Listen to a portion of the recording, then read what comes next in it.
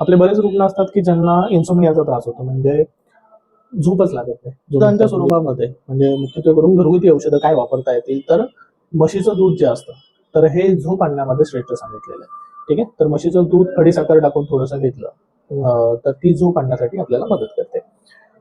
त्याच्यानंतर नस्य म्हणजे म्हशीच्या तुपाचं नस्य जे असतं म्हणजे नाकामध्ये 2 थेंब टाकायचे सकाळी आणि रात्री, तर त्यांनी झोप चांगल्या पद्धतीने सुधारण्यासाठी वापरते. आपण आपल्या प्रॅक्टिसमध्ये एक निद्राजनन घृत नावाचं औषध वापरतो, जे केशर आणि म्हशीच्या तुपापासून बनवलेलं आहे आणि त्याचा खूप चांगला रिझल्ट दिसतो आपल्याला. तर घरगुती तुम्ही गोघृत नस्य किंवा म्हशीच्या तुपाचं नस्य असं जरी केलं तरी ज्यांना निद्रानाशच आहे त्यांच्यासाठी हे खूप उपयोगी पडतं. स्नेहयुक्त आहार द्यायला, कांदा दह्यामध्ये केलेली कांद्याची कोशिंबीर जी असते ती जर खाण्यामध्ये राहिली तर त्यांनी ही झोप चांगल्या पद्धतीने सुधारते. आणि दुसरं म्हणजे अजून एक चांगलं औषध जे घरामध्ये आपल्याला सापडतं ते म्हणजे जायफळ. तुम्हाला अनुभव असेल की पुरणपोळी खाल्ल्यानंतर दूध, पुरणपोळी, तूप त्याच्यामध्ये थोडंसं जायफळ असतंच, ते खाल्ल्यानंतर आपल्याला डुलकी लागतेच 15-20 मिनिटांमध्ये, मग थोडंसं गुंगे यायला लागते.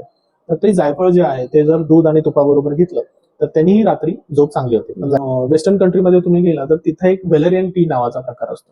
ठीक आहे, म्हणजे आपल्या इथेही आता बऱ्यापैकी मेट्रो सिटीमध्ये ते मिळतं. वेलेरियन नावाची वनस्पती जी जटामांसीचा एक प्रकार आहे. तर त्याचा चहा तुम्हाला पिण्यामध्ये ठेवला इव्हिनिंगच्या टाइम संध्याकाळच्या वेळेला ठेवला तर रात्रीची झोप तुम्हाला खूप चांगल्या पद्धतीने घेता येते.